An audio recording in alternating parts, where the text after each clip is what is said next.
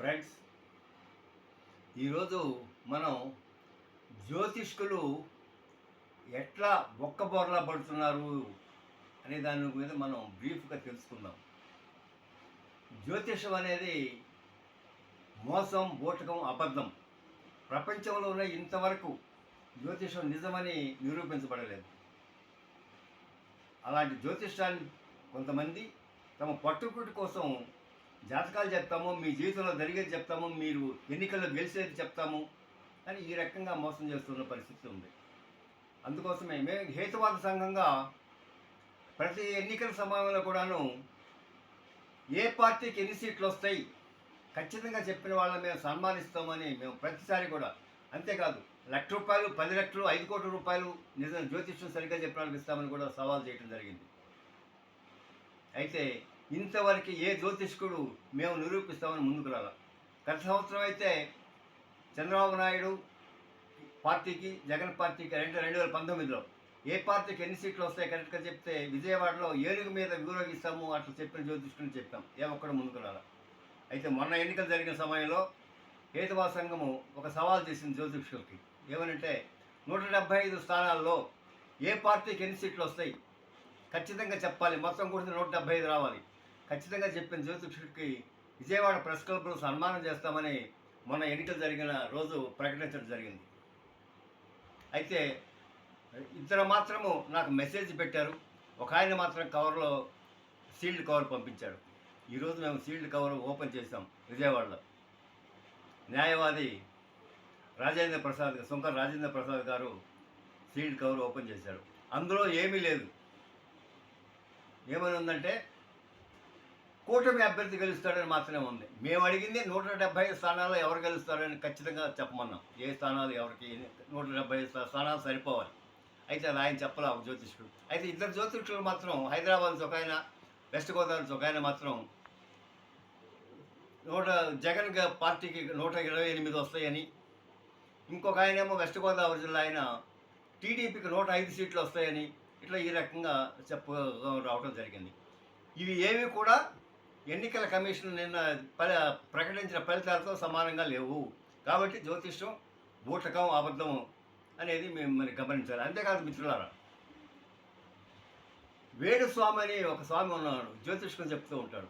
ఆయన గత ఎన్నికల్లో తెలంగాణలో కేసీఆర్ 3వ ముఖ్యమంత్రి అవుతాడని చెప్పాడు. ఏం జరిగిందో మనం చూసాం. ఈ ఎన్నికల్లో, ఆంధ్ర ఎన్నికల్లో కూడాను జగన్ ముఖ్యమంత్రి అవుతాడు. ఈ 2024 కాదు, 2029 కూడా జగన్ ముఖ్యమంత్రి అవుతాడని బల్లబుద్ధి చెప్పాడు స్వామి అనే జ్యోతిష్కుడు. చివరికి జరిగిన తర్వాత ఇక నేను జన్మలోని జాతకాలు చెప్పనని తోక ముడిచాడు. అంతేకాదు మిత్రులారా, ఒక్క వేణుస్వామే కాదు, చాలామంది జ్యోతిష్కులు జగన్ గెలుస్తాడు అని చెప్పారు. ఏమైందో మీరు ప్రత్యక్షంగా మనం చూసాం. అంతేకాదు, ఈ హైదరాబాద్ నుంచి నాకు ఒక మెసేజ్ పెట్టిన జ్యోతిష్కుడు నా ఉదయం పూట నా నోటి నుంచి వచ్చిన వాక్కు నిజం అవుతుంది అని ఆయన చెప్పుకొచ్చాడు. ఆయన వాక్కు నిజం అవుతుందంటే పొద్దున్న ఆయన చెప్పిన వాక్కు. ఇలాంటి వాళ్ళు మానసిక రోగులుగా మనం గుర్తించాలి.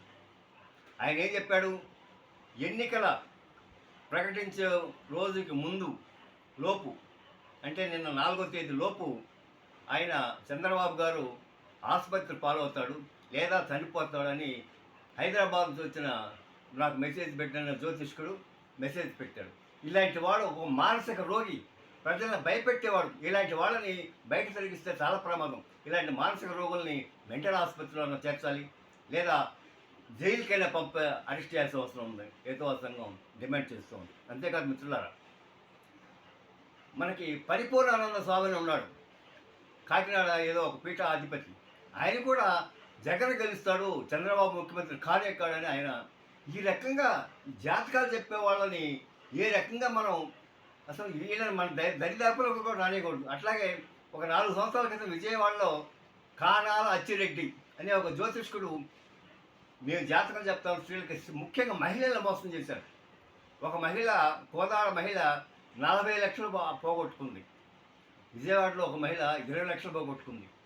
ఆ కానాల అచ్చిరెడ్డి జాతకాలు చెప్తాడని వాళ్ళ దగ్గరికి వెళ్ళినందువల్ల చివరికి పోలీస్ కంప్లైంట్ చేస్తే అప్పుడు మంత్రి వెల్లంపల్లి శ్రీనివాసు ఈ కాణాల అచ్చిరెడ్డికి అండదండలుగా ఉన్నాడు 4 సంవత్సరాల క్రితం. పోలీస్ కంప్లైంట్ కూడా తీసుకోకుండా ఉన్న పరిస్థితి ఆ రోజుల్లో ఉంది విజయవాడలో. అయితే కోదాడ మహిళ ఒక ఆమె తెలంగాణ పోలీసుకి కంప్లైంట్ చేస్తే రేత్రిపూట వచ్చి కాణాల అచ్చిరెడ్డిని తీసుకుపోయారు పోలీసులు. సంవత్సరం పాటు జైల్లో చెప్పకూడదున్నాడు. అయితే ఇప్పుడు మళ్ళా వచ్చి ఆన్లైన్ జాతకాలు చెప్తానని ప్రచారం చేసుకుంటున్నాడు. ఇలాంటి వాళ్ళని గుర్తొచ్చేటట్లుగా ప్రభుత్వం కూడా వీళ్ళని కనిపెట్టాల్సిన అవసరం ఉంది. అంతేకాదు మిత్రులారా, కర్ణాటక మహారాష్ట్రలో మూఢనమ్మకాలు నిర్మూలన చట్టం తీసుకొచ్చిన అక్కడ ప్రభుత్వాలు. అదే మాదిరి ఆంధ్రాలో కూడా మూఢనమ్మకాల నిర్మూలన చట్టం తీసుకొచ్చి ప్రభుత్వం. ఆ చట్టం తీసుకొచ్చేందుకు హేతువాదులు, నాస్తికులు, సైన్స్ సంఘాలు, మానవ సంఘాలు అందరినీ కలిసి అధికారులతో ఒక కమిటీ వేసి మూఢనమ్మకాల నిర్మూలన చట్టం ఆంధ్రాలో కూడా తీసుకురావాలని హేతువాద సంఘం డిమాండ్ చేస్తూ ఉంది. ఈ మూఢనమ్మకాల చట్టం నిర్మూలన చట్టంలో ఈ జాతకాలు చెప్పే వాళ్ళని, అట్లాగే రంగురాలు పెట్టుకుంటే మీ జీవితాలు మారుతాయి, పేరు మార్చుకుంటే జీవితాలు మారుతాయని ఈ రాస్కెల్స్ అందరూ కూడాను ఆ చట్టంలో చేర్చి వీళ్ళు శిక్షించాలని హేతువాద సంఘం డిమాండ్ చేస్తూ ఉంది. Thank you.